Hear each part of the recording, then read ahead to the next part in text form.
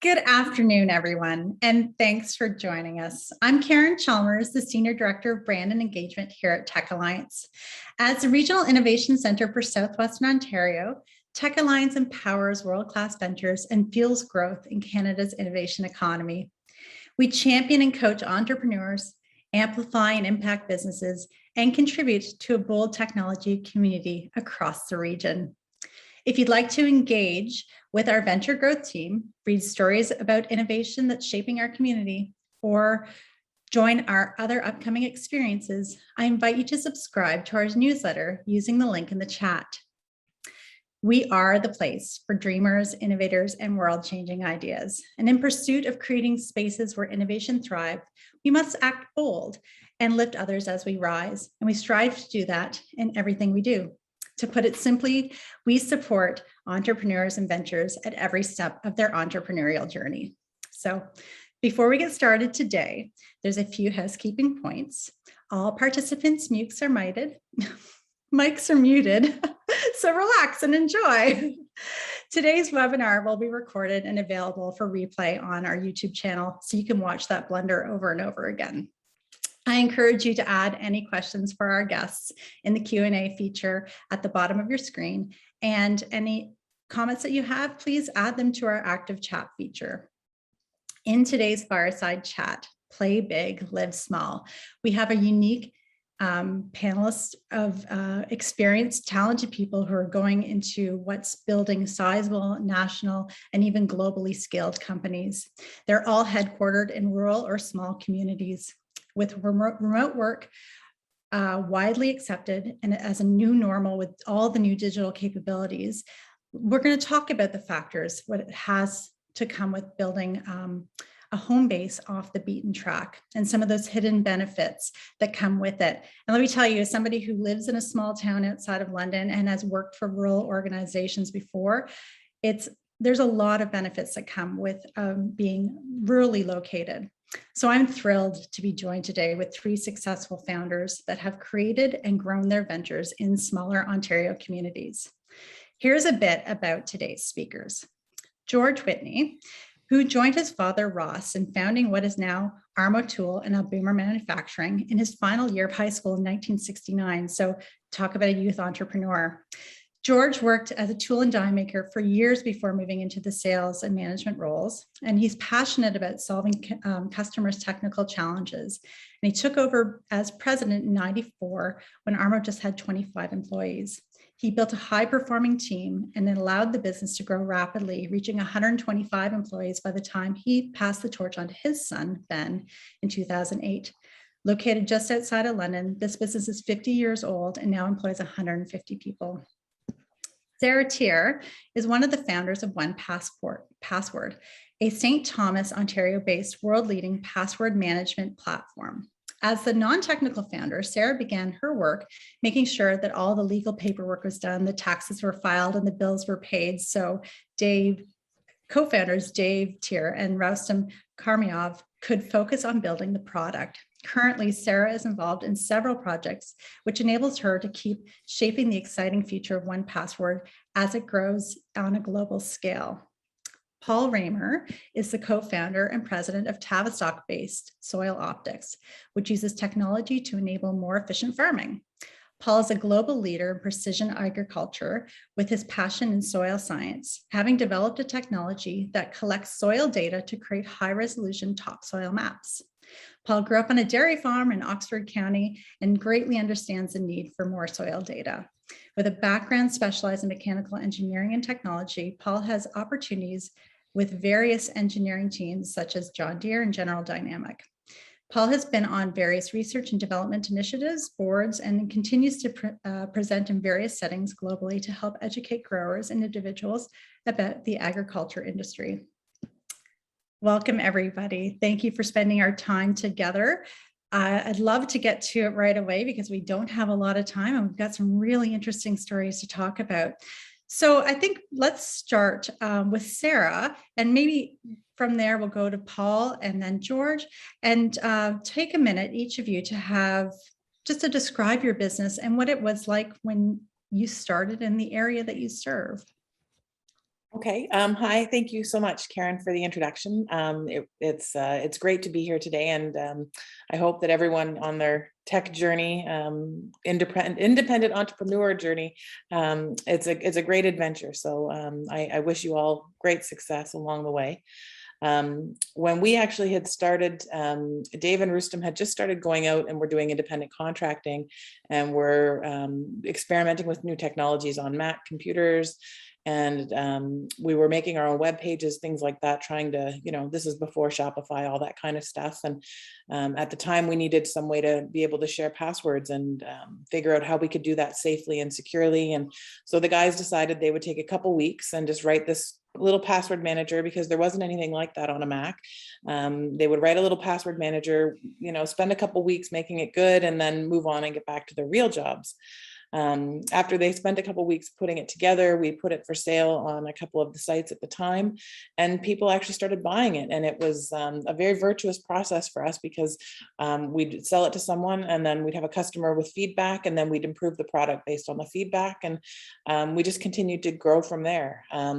At the time we were living in St. Thomas. We had moved from Richmond Hill because I was on maternity leave and the commute to work was nuts. And I thought, if we're going to be trying to see if this contracting thing can work for you, David, then we might as well do it back in your hometown, where cost of living is a lot less. And we've got our parents close by. So we did that. And since then, that was 16 years ago now, which is kind of mind-boggling to believe. We're now incorporated in 4 different countries, and we have over 500 employees. Our primary focus remains having an easy way for people to store all their unique different passwords, so that they can do everything that people do online safely and securely. Awesome. How about you, Paul? Yeah, thanks, Karen. Yeah, it's a pleasure to be a part of this panel today, and again, give hats off to, let's say, the Tech Alliance, and being able to put together this this event to be able to kind of showcase with what other entrepreneurs like ourselves have been doing in this space. So a little bit about myself. As you mentioned, based here in Oxford County. I grew up in Oxford County, still based here in Oxford County, and still in the same facility that my parents and I started in about 11 years ago. And so what we do, just to kind of expand a little bit more on with what you touched on, Karen, we're delivering soil information for growers, really, as our end customer. We're really a business to business. Our direct customer is crop input suppliers, agronomists, soil sampling service providers, ones who have, let's say, a relationship with growers providing that service. And so we present, or let's say offer, let's say a leading edge technology to put into their hands to be able to help give farmers that extra bit of knowledge for to be strategic, not only for environmentally, so they can be optimizing where to place their inputs, but also environmentally. So if there's opportunity to be able to not only shave on inputs from an economic standpoint, but yet largely there's probably environmental benefits to that too. And so then we're also moving into, we've all heard about, let's say, the carbon initiative, where we're producing a product that we can be able to give an idea, spatial variability of where that carbon bank is sitting within, let's say, that farmer's field. So from a business perspective, as I say, our headquarters is still, we're underneath still the same roof, and we're very proud to be based rurally, because there's a number of different factors to it. Yeah, there is some cons, but I say, I'm sure with our conversation unfolds, I'll be able to unpack a little bit more about that. Perfect. And George? Well, our story is a little different, and I hope that what I have to say makes sense to people. It's based in the dark ages to begin with, because I was laughing with somebody the other day. We used to go excitedly to the mailbox, and the one on a post at the road, to see what might be in the mailbox today, because that was our direct contact with the world. And now the mailbox isn't so important to people, at least not that one. And so being in the rural rural place didn't matter very much, because if you were in the city, you still got your mail the same way that we did. In fact, we got it every day. So that's where we came from. And now obviously it's a lot different, and we had to adapt as things went on, and find fax machines. That was a big deal for us. Find the internet, and we had to figure out how that worked and how we could use it to our advantage. And so we've had a long journey down that kind of information transfer. Being in the country made that a little more challenging, because the infrastructure was not here so much, and we had to find ways to make that work, and we were able to do that. Being in the country for us was where we were from, and it's really nice to step outside and see corn all around you, or whatever might be growing at that time. So that was kind of where we started. We've grown a lot, and it's changed. Everything about our business has changed, obviously, and we continue to evolve and look at new opportunities, and we work around the world now instead of within about an hour radius in the car is where we started. So That's awesome. That's awesome, George. Thank you. So let's stay with you here for a minute, George. So in your experience, what do you see as some of the common challenges of launching like a large and international now for you guys business in the rural headquarters? I know you talked a bit about initially back in the day, it was a little bit more local, and getting internet was maybe one of the bigger challenges out in the rural areas. But were there specific strategies that you used to overcome these challenges? And then, looking at like what the pandemic has brought to change some of these shifts as well. Well, I think definitely in our business, as we grew in distance from where our customers were. And, we used to drive to them. So an hour was about the limit. And that was an industry kind of a standard for us. As the internet came on, it allowed us to do more things. And so obviously, we had to put up towers and things to get good conductivity and decent speed, and struggled with that along the way. But more or less okay now. We'll maybe one day have fiber, but not yet. But that has allowed us to communicate in different ways, to the point where we're around the world now. We have customers pretty much everywhere. And with the pandemic coming along, it allowed us or forced us to find ways to do business without getting in a car or getting on an airplane. People didn't want you in their face. You couldn't get there maybe anyway. And so we have developed some strategies for doing, in our case, design reviews, buy-offs on equipment, just different meetings that we do more online. And that's going to stay when the world comes back to a normal kind of a thing, because it works. Not everything works, but some things work. And For sure. So for us, that's it. Well, that's awesome. It's great to hear that from the advanced manufacturing lens as well, because obviously you guys do a lot of work, where you require sign-offs and whatnot. So that's really interesting. How about you, Paul? How about, kind of what has changed with some of the strategies that you've kind of faced, and what things have you done to overcome them, especially with the pandemic?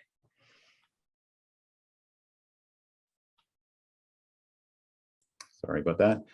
Yes, thanks, Karen. So I think first off is some of the, I guess, the prideful aspects that we have about with where we are, being based here in Tavistock, what we feel is, let's say, kind of the heart of southwestern Ontario. And I guess for what we've been doing in some ways, from the pride aspect, is that we're helping maybe put be another little pin on the map to help put Tavistock on the map for what we've been able to do. But as far as on the challenges side, and let's say this roadway or this journey for us to be here is, here I have a internet cable. Okay, and this, for being a digital company, I mean, as even Sara would even allude to, this is our lifeblood. And in our early days, this pipeline wasn't very full because of, let's say, who we had access to services. Then we were able to find another supplier that was a broadband. We don't have fiber, just like George either. But we were able to find, let's say, a broadband supplier. And that is what I feel has helped us maintain in this position. If we didn't have access to that, we would not be here. And we were actually sourcing and looking for places in larger urban places where, let's say, there was a large pipeline. So that's, again, from the challenges and kind of our journey, this has been number one, and still remains to be number one. And I don't ever foresee that changing, but that has really helped us keep these doors open, at least for us being in, let's say, this facility. And even, let's say, for our landlord, we're almost doing them a favor for being here, because other types of businesses being rural, there's only really a number of certain ones. Again, it is as sad as what it may be, rural. Well, I guess maybe it is kind of changing. The pandemic has been changing and maybe dispersing a little bit of the concentration that's been happening in urban areas, and shedding light on what sort of opportunities are in rural. And there certainly are. But with this day and age of, let's say, the information highway, and certainly to have let's say, that backbone of that pipeline, it just opens up so many doors to be able to ensure some opportunity and sustainability within, let's say, the rural aspect of operating a business. Well, it's awesome that you're able to get your landlord definitely populated with tenants, but also it sounds like Tavistock's where it's at, but maybe St. Thomas is where it's at. Maybe Sarah, you can pick that up from there. St. Thomas is wonderful. I can't say anything. It's been, my husband grew up here, and I grew up in London. So it was nice to come back. We were living in Richmond Hill and just very busy, didn't really know the neighbors, anything like that. And, here it's a nice small town. Yes, everybody knows everybody. So, you're not going too far without somebody saying hi. Dave's mom was a primary school teacher. So, she knows everybody and everybody's parents. So small town living has its definite perks. And I think that was one of the things that drew us to that. And we had started remotely. So for us, as Paul had mentioned, having that internet connection, being able to be online was the main thing. At the beginning of time, for us, finding people, I don't think we would have necessarily been able to find people if we had said, okay, let's find someone to hire to do this in this project in our community. I think we would have struggled for that at the very beginning of time. And we were very fortunate because we had, we're an online product with an online community. So we had sourced a lot of the people to come and join our team from our online communities, so that, someone who was in our forums actively helping customers already, it was an easy thing for us to come out and say, hey, are you interested in working for us? Because you're already doing a great job working with our customers. We'd like you to continue doing that and get paid for it. And the bigger challenges there were, well, how do we have someone who's living in New York come and work for us? Okay, what do we need to do as a company? How does that work? Sorting through all of this legislation and that legislation, that was one of the bigger hurdles, just sort of in terms of how do we write these legal contracts that encompass these sort of things, where it's you're still, doing the whole CYA thing, and you're making sure you're protected, but you're not making it to the point where you're impeding any actual activity from happening, where it's just, you don't want to overwhelm people with the paperwork at the same time. So getting all that sort of stuff sorted was definitely a big part of my initial, how do we task all of that? And then as we've continued to grow, we had opened up an office in Toronto, and it didn't work out the way we thought it would, because we had thought we'd have, access to all these tech people, and, we'd have this little support center, and it just the talent wasn't the same as what we were getting. And the online, because we were able to find people who were passionate about what we were doing and people who were familiar with our product and build from there. That really gave us that opportunity to keep going forward and pushing that. And people were very happy working in their little communities, and everyone's able to work in their towns and not have to go out and, you know, move to the big city and all that kind of stuff. And you could have this, you know, quiet family life at the same time as being able to be involved in the online world. And so that was a big thing for us. And so that's been a lot of how we've had to sort of go forward. And so, you know, and I think part of the challenges for us has just been sort of navigating, showing people what an online job looks like. Now, you know, today versus even 3 years ago is completely different. Like, you know, working remotely was kind of like oh, you're not really working remotely. You're just, you know, dinking around and watching YouTube. And it's like, no, I have a legit job. I do stuff. I work. Trust me, please. You know, and nowadays everybody gets it. You don't have to explain that to people, you know, when you say you're working remotely. So if anything, the pandemic has kind of made that side of explaining how I work from home a little bit easier. So I guess there's some silver linings. So Absolutely. Absolutely. That's a really cool part to kind of really point out, that like you guys did, you were really trying to source talent from the urban center of Canada, and you were able to pull out the people that were already in your community. So like when we think about these avenues to uncover and attract and retain talent, right? So, you know, it's interesting that like you've already started in that remote work, you know, standpoint, but has the shift in the pandemic, Sara, has that actually really helped you gain strength in getting more people in? Because now kind of a lot of people, remote work is kind of first and foremost in some ways. If anything, it's almost a little more difficult now, just because like, you know, a lot of the tech companies, everyone's working from home. So previously, you know, that was a really unique feature about us, and we'd be able to say, well, you don't have to move, you can just work from home. Like, we're hiring from this, you know, we're hiring from anywhere in the world, and, you know, we're hiring, you know, in this country, or we're hiring in that country.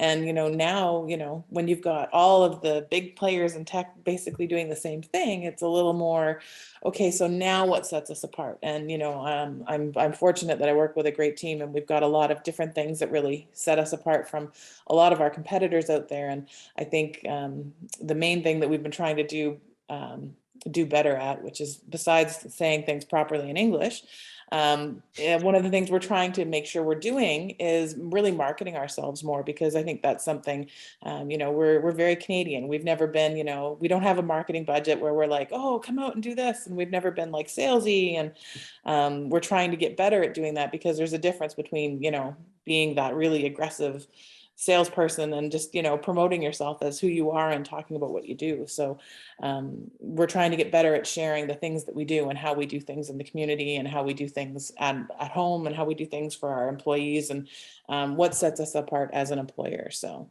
that's been, I think, more of the challenge with the pandemic, is just saying, you know, no, we're really actually really awesome. And I'm not just saying that because it's, you know, I feel like the Hair Club for Men founder, you know, I'm not just a client, I'm also the president, you know, like it's definitely one of those moments where it's, you know, I think we're a great company, and I want to make sure that when we're, you know, finding new people, we can continue to push that message out there. So that's been. I love the Hair Club for Men throwback. Yes.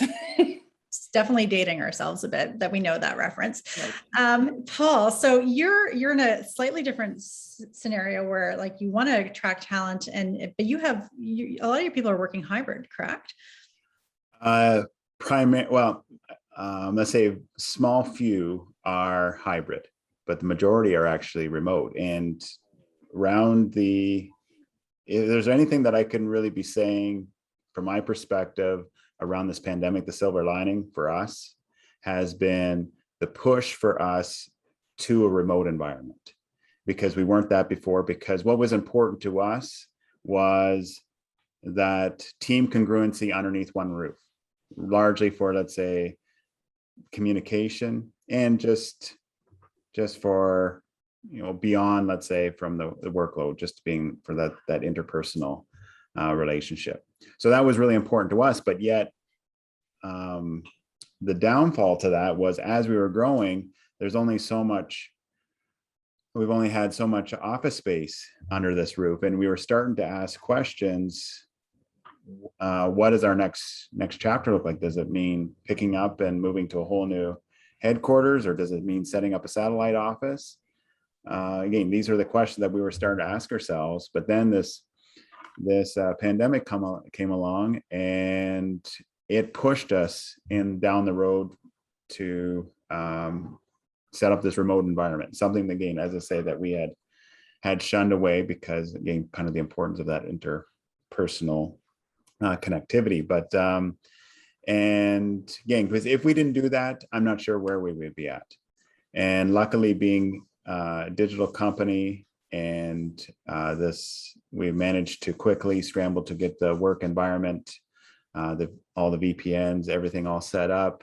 It's worked out remarkably well. At least for the ones that I hear on the team are very pleased. And as we've been seeing, let's say, some of the fringe benefits, yes, there has been some challenges because of, let's say, the lack of, let's say, that interpersonal connection. But yet some are seeing, some are adapting very, very well to it. And also the other big benefit is that when we had the mindset of trying to attract people to, let's say, our office being remote and a remote location, our radius realistically to be able to draw, let's say, that talent was somewhat limited because of thinking of, let's say, one's commuting time. But now, since the remote environments worked out so well, now we have ones as far away as Toronto, right out to Halifax, that are working for us, even down to Niagara. So again, it really opened up the doors for when we're in the hiring mode for being able to expand our circumference. We're not made at the extent with where Sarah's at, but largely we're trying to attract, let's say, at least Ontario-based talent, but yet we don't close the door on, let's say, anybody else who's international. That's lovely. And George, I know with manufacturing, it's a very different talent attraction strategy, because a lot of your people have to be actually at the office. And I know that some of your folks are also working remotely. Talk to us a bit about, like, you're outside of London, you're not right in the heart of the city with Armo, and how does that attraction look there for you guys? Well, it's been a very different experience from 40 years ago to now. It was an advantage for us to be in the country and where we were in the province, because there wasn't a lot of businesses like us around. So we found that we could retain people better because we had to train them. And when we trained them, there wasn't 6 more places down the road that they could go to. So it kind of might seem a little funny in that regard, but that was a part of what worked for us. And we had a workforce primarily made of people that we had trained. That strategy really carried on till today, because again, that the problem with being isolated is there isn't a pool of trained people, so you have to train your own. It helps you to retain them, but it makes it hard to get them. So we developed that strategy. Now what we find is that there's fewer and fewer native-born Canadians that want to go into manufacturing. It's the title. It's become the well, do you want a manual job? Do you want to have to work at a machine or run a machine and do physical labor? Seems to be a bad thing. And so what we're finding is that at the college level, the students are not Canadians. They're coming from everywhere but here, it seems. India, China, Korea. We've hired people through Fanshawe from all of those countries. Being in the country makes it challenging sometimes because they can't get here. We don't have a bus to the door. often we'll find co-op students that we hire, their parents are bringing them to work because it's inconvenient. They don't have a way to get here. So that's a bit of a difficulty today. And because our employees are not local people, that makes it more challenging. And it's just kind of the nature of the beast right now. Well, you know what, though, what I really like about what you said, George, is that you really have lifted others while you rise, right? Like you've trained people up to be successful in the manufacturing space. And then beyond that, you're really lifting new Canadians up, which is a really admirable part of the journey in entrepreneurship and you know, very Canadian as Sara might say. So let's think about customers for a minute and how we can reach customers and what factors come into play with being a rural organization. Are you upfront about being a rural organization? Does that not even come into play at all? I'm going to start with you, Paul. Yes. So as far as, and I think I'll just kind of follow from what I'd mentioned before. Again, I have a level of pride for being able to label Tavistock on my business card or on our website, etc., and not afraid to brag about it. And again, as we're expanding more and more internationally, obviously not many people know where Tavistock is, but yet it gives them, at least if they're curious, it gives them an opportunity to be able to find where that is located within the province, the country, etc. But as far as that has not been any sort of deterrent, if anything, it's been an asset because it is a rural setting, and being, let's say, in the agricultural industry, it shows that, and nothing against, let's say, a downtown urban area, but yet it just shows that we have that extra bit of tie and connection to our roots for what we're providing in this industry. Very cool. Very cool. How about you, Sara? Again, we're fortunate. It's an online software piece of programming. So I think for the vast majority of folks, I think very few people ever click on the about whatever the product is and try to look through and say, oh, well, what city was it crafted in? I think that's changing a little bit because I know my daughter in particular is, she's been sort of looking, well, what's the business practices of this company? And, online, this company has a really crappy reputation for this and that. And looking at, equal rights and things like that. So I'm not sure if the next generation is going to change that, but we'll see. But for us, it's just been, being an online presence, having that online reality, finding customers and sourcing that. We've just been very fortunate that we've never really had to go look for anything. And because it's an online program, it's just another app on your phone. I know it's one of those things where you don't even necessarily realize it.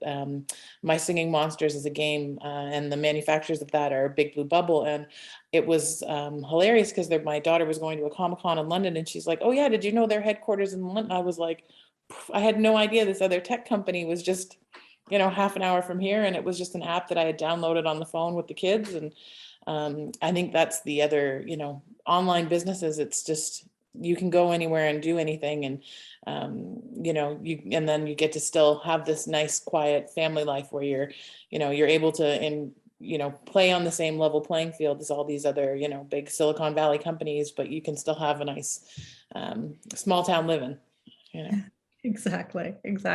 And George, how about you? We think about, reaching customers at a global level. And I know you explained a little bit about how, meeting with them and so forth has been a lot easier now. But, what other factors come into play into reaching customers when you're in the advanced manufacturing segment in a rural area? I don't know that it comes into play in reality. I've been trying to think of a way to make it better, but it just hasn't really been an issue in reality. Our customers have always come from local manufacturing, which then became less local manufacturing as we were able to go from the plant level to a corporate level. So we've been able to grow that way. And as we did, we reached, into the US, into Mexico, into Europe, and being rural just isn't a thing. I'd like it to be a thing for the sake of this conversation, but Actually, it really isn't you know what I love though, George, is that it isn't a thing, right? Yeah. The fact that you're rural and it's not a thing, that you're, all of you are gaining customers, retaining talent, and the fact that you're rural and still doing that successfully is the thing, because it's not a thing. It's not, it's not something that's holding you back, which I think is the beauty of this conversation. And so when we think about the beauty of living rurally or working rurally, like, so you've got all your customers, you're retaining your talent, you're able to sell your products. But one of the beauties of it is that work-life balance and how it can be greatly effective positively being headquartered outside of the city. And so let's talk about some of those benefits of having that great work-life balance. And Sara, I know that you guys were in Richmond Hill to begin with. Well, you were from this area, moved to Richmond Hill, did the grind, came back and really found that work-life balance. Talk to me a bit about like how that's positively affected yourself and your team, and some of those big benefits that come out of living in a smaller town and working in the big. I think I will send out a word of caution if anyone is on the founder side of the world. The work-life balance is definitely more important to me for my employees and the people that I'm working with. And I really focus on making sure they're aware of that. I would have to say that, I think it was just last weekend where Dave and I were saying, well, it's nice now. Weekends are kind of optional, like where we could, not work and do that. And, I mean, we're 16 years. It's a lot of grinding, a lot of hustling, and a lot of work. But the advantage of being in a smaller town, we moved closer to family. So my mom has since moved to St. Thomas, and David's parents are both here. My sister's now moved into town, but, so you can see your family. When you've got to go to a dentist appointment, St. Thomas is great. Everything is about 10 minutes from my house. So, after this call today, I've got about an hour, and then I have to go pick up my daughter at high school. Then I bring her home. Then an hour after that, I can pick up my son, and I can go do that. And I can schedule these meetings around all of these life events. And when they were younger, actually, we had homeschooled. So we homeschooled up until my oldest was in grade 6. And then she decided she wanted to go to school for some crazy reason, which, I taught them to make their own decisions. So that's my own fault. But, we could schedule our work days around all of that. I could, when my son was born, we'd be up at 2:00 in the morning to do the feeding. And then I'd be on the call with our team members in the UK.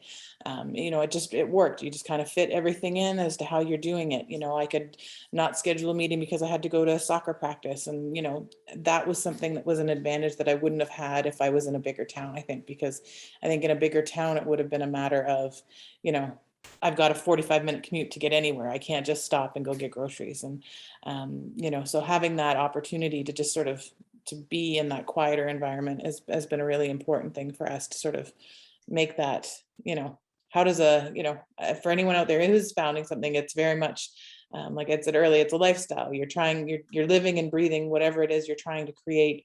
And as you're living and breathing what you're trying to create, you're also, trying to live and breathe at the same time. And so how do you function and get all of that going together? So it's can we call out for a second that you're not only a remote office pioneer, but a homeschooling pioneer too? Well done, Sara. Yeah. It came in handy when everything started shutting down again, I'll tell you that. For sure. How about you, George? When we think about that work-life balance, and, I know that you really do, you guys really live it there for sure. So talk to us about some of those benefits that you guys bring to the table working outside of London. Well, for me, the biggest thing is the travel, is the commuting. I have friends who finished school and went to Toronto, and I never ever envied their drive to work and back. So for me, it was a 20-minute drive to work and a 20-minute drive home. And I think I had 2 stop signs between me and home, and the snow didn't matter, and not, whereas everything matters if you're driving through a big city. So for us, that's been a big advantage. And I think for our employees as well, even if they lived in London, they were on this side, generally speaking. So that's been a huge advantage, time saved, life saved, everything else saved. And that's the biggest one that jumps out to me. That's awesome. That's awesome. How about you, Paul? Yeah. Well, first off, yeah, the work-life balance is extremely important for us, for sure. And for being the dynamics of being rural and not having, let's say, our whole team just within close proximity of a small town, meaning, let's say, living in a small town. If they're coming here, they're commuting. And so I guess to kind of piggyback on with what around the team aspect was what George was talking about, is here ourselves being rural and knowing largely the talent we been attempting to attract have been coming from, let's say, urban centers, because largely we were chasing after skill sets. And if, let's say, they had agricultural background, that was a bonus. But the large vast of them don't have the agricultural. So here we're attempting to be a voice and attempt to be a vacuum to be able to draw them out of, let's say, the urban setting with where they've been residing, if it's been close to their school setting, and get them out into the countryside and come to, let's say, our office. And we look at, let's say, that is a bit of the fringe benefit. And majority of them have, let's say, a curiosity, because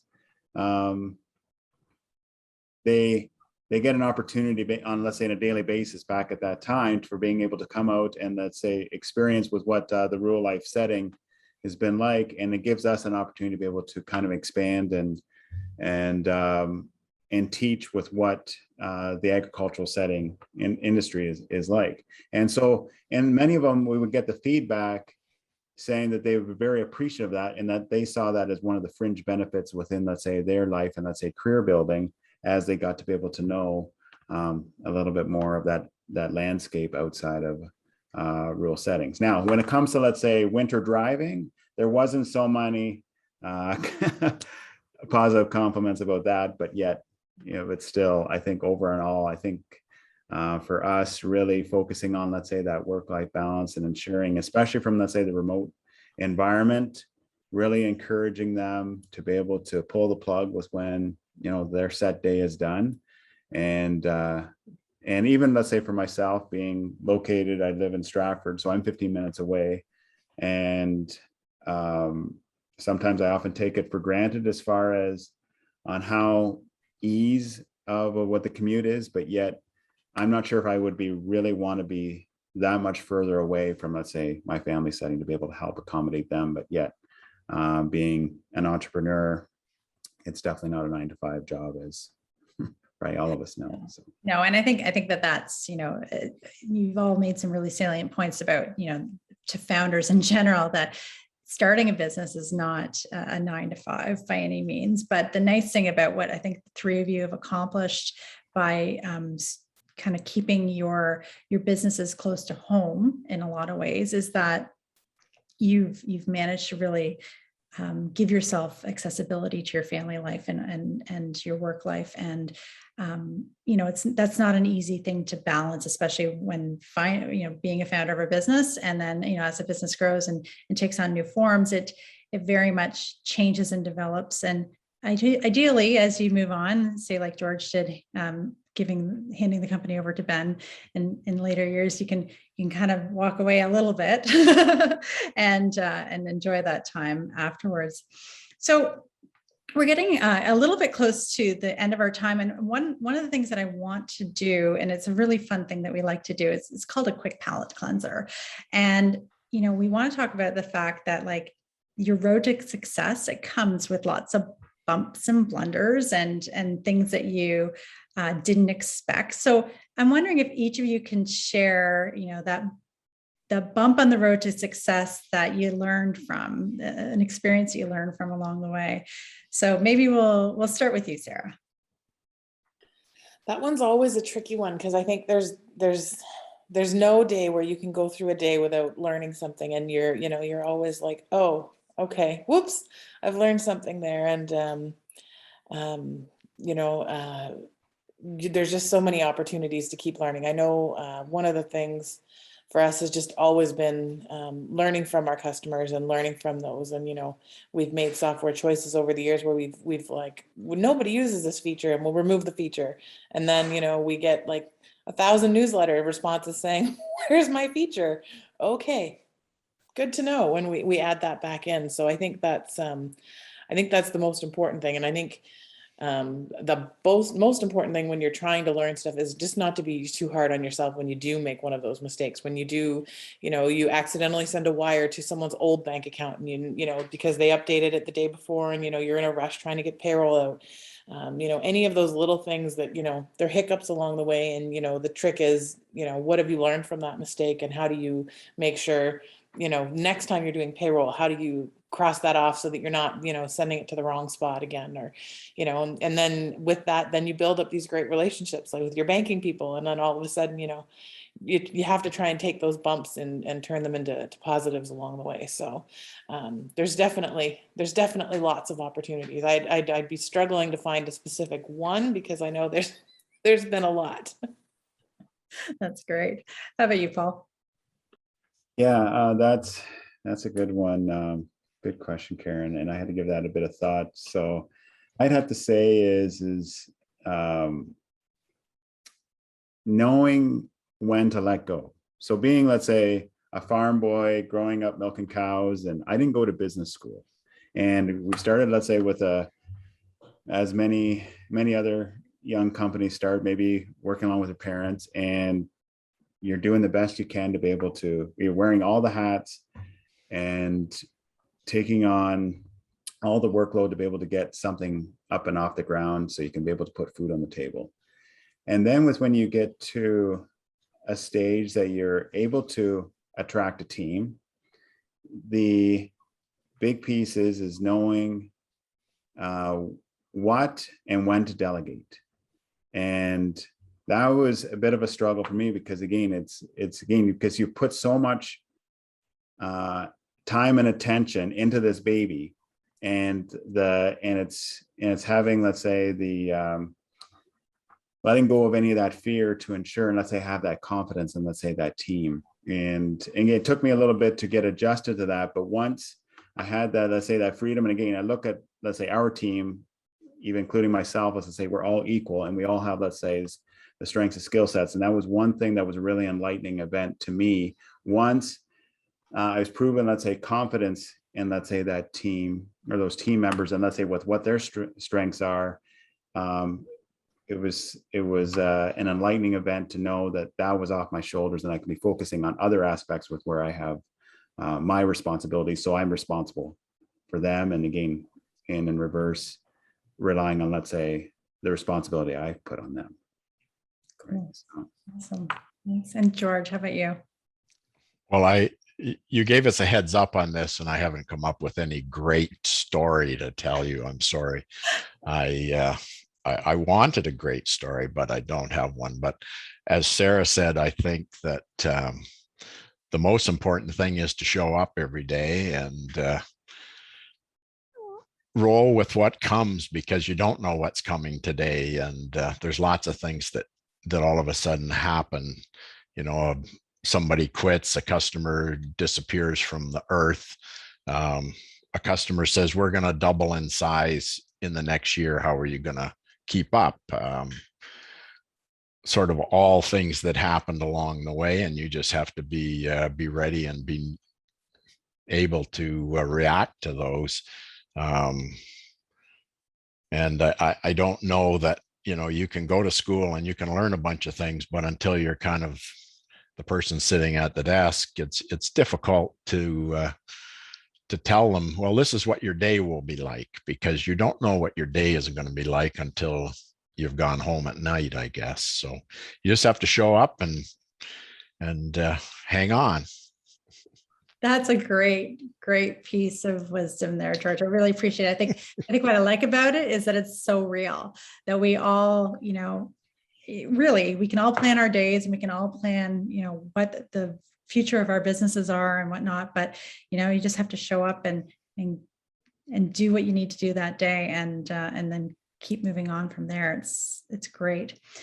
You know, each and every one of you have built these incredible businesses, retained your talent, and, you know, really have done a really significant job in making a mark in Southwestern Ontario. We really thank you all for your time. So thank you, George, Sara, and Paul, for your time, your expertise, your openness. I mean, very, very much appreciate the openness, which allowed us all to have a glimpse into what it means to launch and grow a business outside of an urban center. I imagine there are people listening today who feel validated and informed and inspired, perhaps to take the next step and create their dream from whatever they may be. And maybe they'll do it outside of the city. You never know. That concludes today's Fireside Chat. And on behalf of Tech Alliance, I thank you all for joining us. I want you all to stay safe, be well, take good care of yourselves and each other. Thanks. Thank you so much.